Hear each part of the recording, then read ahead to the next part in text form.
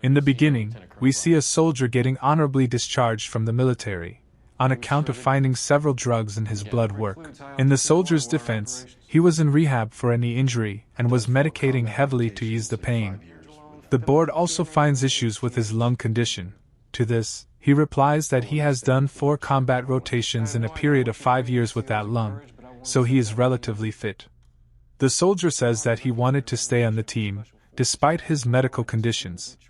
The new commanding officer is not happy with the choices the soldier made, and the soldier will be given an honorable discharge from the military, but he will not be eligible for the benefits.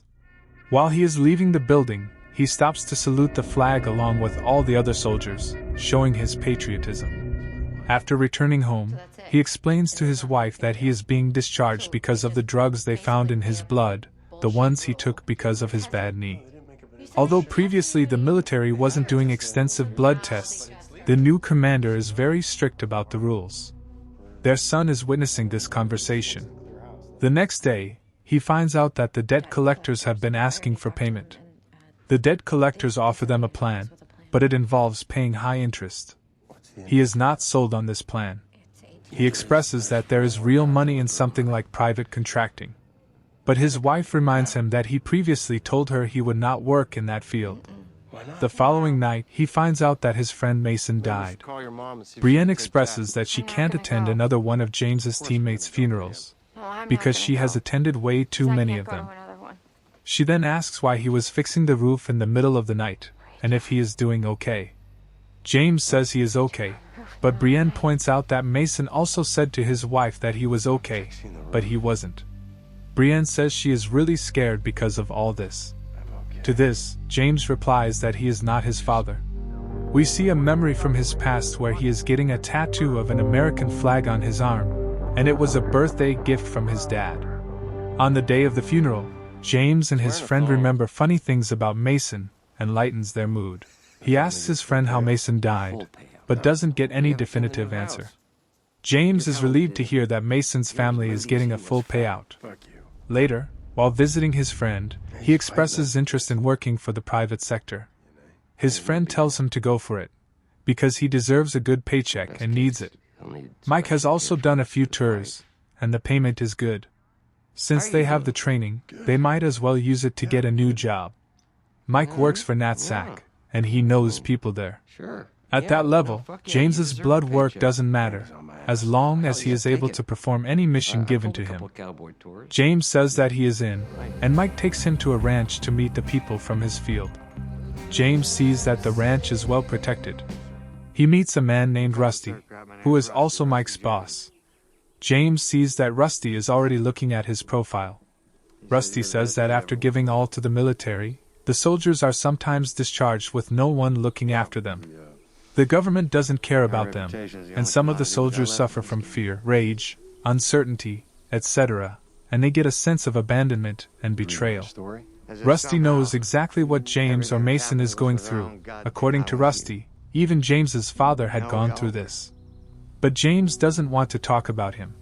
Their reputation is the one thing they have after leaving the military, and it's true for all the people who work for Rusty, and that's why he and others started this firm.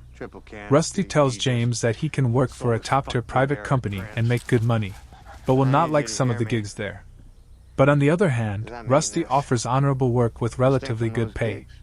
His company operates with direct presidential authority, and they deal with matters relating to national security. They do import and export, and it's precisely calculated work. Their fangs will only come out if the need occurs. Rusty tells James about a situation developing in Berlin that threatens national security. The mission will be led by Mike, and it will be a black ops mission since their presence hasn't been approved. Rusty offers a $50,000 check to James, and says they will look after his wife and son until the tour completes. We see another memory from James's childhood, where he and his father posed for a photo showing their matching flag tattoos. Back in the present, we see James keeping his bike in a parking lot and hiding the key. Next, he gets ready for the tour, and then boards a flight to Berlin. He meets with the local representative, and she briefs him about the target, who is a virology professor named Salim Mohsin. His research work is done in a private laboratory 40 kilometers away from town. The threat level is bioterrorism, which is Category A. The woman says there is a car in the parking lot for James to use. James prepares for the mission and gets out of the safe house. He stands in the middle of the rain and monitors the professor. James observes every bit of the professor's life, including his gate PIN code. He notices animals brought into the lab for experimenting. The professor calls someone on a payphone and tells them that the results are good, but he suspects that there is a mole among his staff, and they might be in danger, and James listens to all this. The following night, James comes very close to being caught by the professor. The next morning, he gets a message telling him to leave the post and go to a different safe house. There he meets with Mike and the rest of the team. Their weapons and equipment also arrived safe and secure. Mike briefs them about the target, who studies pathogenic influenza viruses, H1N1, and avian flu in humans. His research is financed by a charity with well-known links to Al-Qaeda and Syria. The layout of the building is given by the inside man, but they will need the guard's fingerprint to open any doors. They plan to hit the facility quickly and do a brief interrogation. They will exfil through the backwoods and meet with the German counterpart, and then go straight to the airfield Alpha, where a plane will be waiting for them. They dress up in unmarked black ops gear, and start their journey towards the facility. They do a quick mic check using their call signs. They are dropped at the outer perimeter of the facility near the woods. They take the security guard into custody and use his fingerprint to unlock doors. Now they have 7 minutes to complete the mission. They go through the facility by clearing each room one after the other. They capture the professor fairly easily and start the interrogation process. Now they have 6 minutes. The professor answers the questions but doesn't admit any bioterror plan. One of the agents is able to get through the computer and get information about the research. Meanwhile, they are informed by Sierra 1 that the Berlin police are on their way. The team relays this info to the ranch, and Rusty tells them to go for Code X, which allows them the freedom to create an industrial accident. They bag the laptops and the necessary samples, and Mike asks James to bring the professor. Professor Salim tells James that he is a man of science, and that his work will save millions of lives. James tells Salim that if he wants to pray, now is the time. But Salim says that he believes in science, not in God. He tells James about the safety deposit box where he keeps a copy of all his data, and begs to get it out. He also says that the world will need that information. James gives an injection to Salim, and he falls unconscious. He then cuts off the zip ties from Salim's wrists. One of them sets up a device to cause a short circuit, and another pours an inflammable liquid on the floor of the building. One of them then pushes the plug all the way, and the whole team goes out of the building. A fire has started from the plug and is quickly spreading to the rest of the building. They go to the predetermined location to meet with Sierra 1. But at the same time, Berlin police arrive there. A shootout occurs between the two parties. During the firefight, many of the German police are down, and on the team's side, Fox 2 is down. Another group of Berlin police arrives, and now Sierra 1 is hit. Since it's a Black Ops mission, she is put down by her own teammates. James throws a grenade to suppress the German police officers. After the shootout, only Mike and James are alive, and Mike has a bullet wound in the leg. The Berlin police are now looking for them using police dogs. They dump their heavy gear, while keeping only the information drive. They swim through a creek, and James finds a tunnel that leads somewhere. He tells Mike to hold his breath for 1 minute, and they both dive inside the tunnel. James pulls Mike from the water and checks on his wound. James expresses that they did a bad thing by shooting at cops, but according to Mike, they did what they had to. Mike then asks about the laptop, and tells James to leave him and complete the mission. But James is not willing to leave his teammate behind. He provides a blood transfusion to Mike, and he gets better after a while. James himself also got hurt in his knee and is now unable to walk. He tells Mike to deliver the drive, and James will catch up to him later. Mike plans to hand the drive off in Berlin, and he will be waiting at Hotel Salvino with supplies. James has 48 hours to catch up. James sets his stopwatch for 48 hours and comes out of the tunnel he was staying in. He uses mud to disguise himself. Suddenly, he hears a gunshot and sees a young boy, who is the younger version of him, going on a hunting trip with his father. James realizes that this is a vision and not real. He finds some food in a nearby parked hunter's car, and he also gets some fresh clothes. He arrives at the hotel, and the receptionist tells him that his friend has already checked in and paid for room 210. James carefully enters the room and finds new supplies, but no one is there. He finds a secret note at the remote controller which says that the delivery is made, and Mike will be returning at 10 o'clock. The next morning, James calls the reception and asks if there is a message for him, but they say no. He is now worried because the 48 hours are ending, and there is no sign of Mike nor any message. He goes outside and buys a new burner phone. He then calls Rusty and tells him he is hurt but doing okay now. He then asks if Mike made contact, but Rusty tells him that Mike never made it to Berlin. Now Rusty has got an extraction team arriving at the hotel that will take James to the airfield. But James first wants to know about Mike's whereabouts. Rusty tells him that he will brief Mike once he is with the extraction team.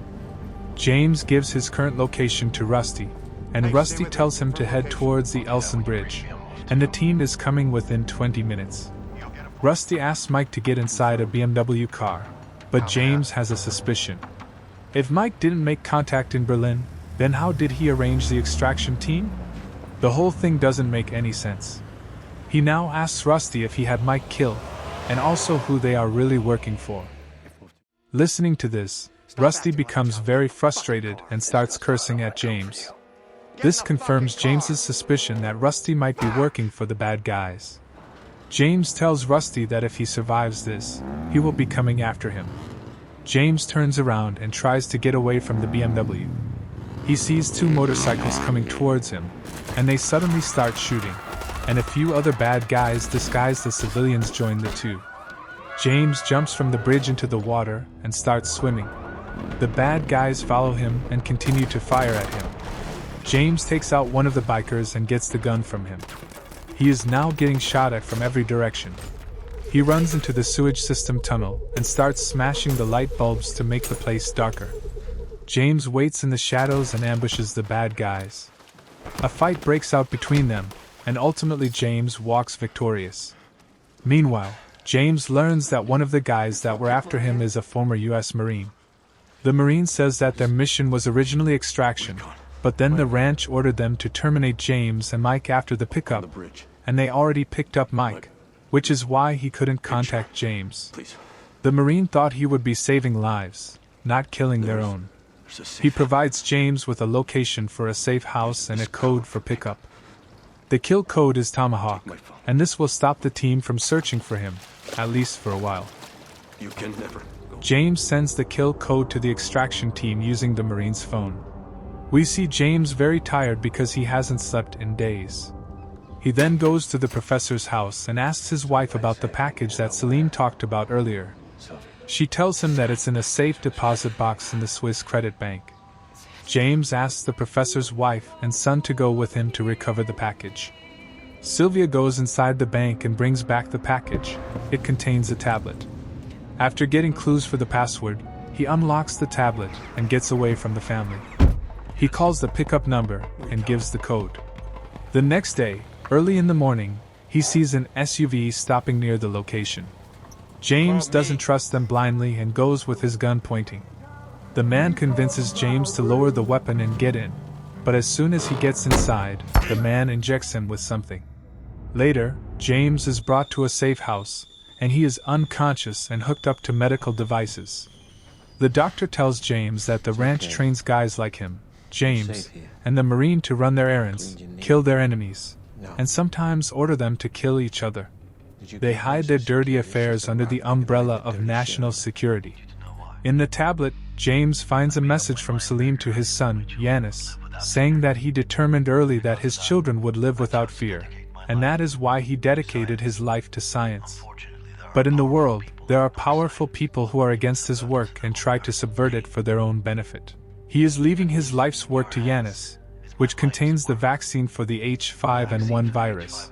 with a very low mortality rate. Salim dedicated his life to something that will benefit humanity, and he wants Yanis to progress it further. And this will be his legacy even if they succeed in killing him. He wishes that the vaccine is made available to the public free of cost even if he is not here. While eating dinner, Doc tells James stories from his service days. He was also a veteran. While they are talking, a sniper shot comes in and hits Doc in the head.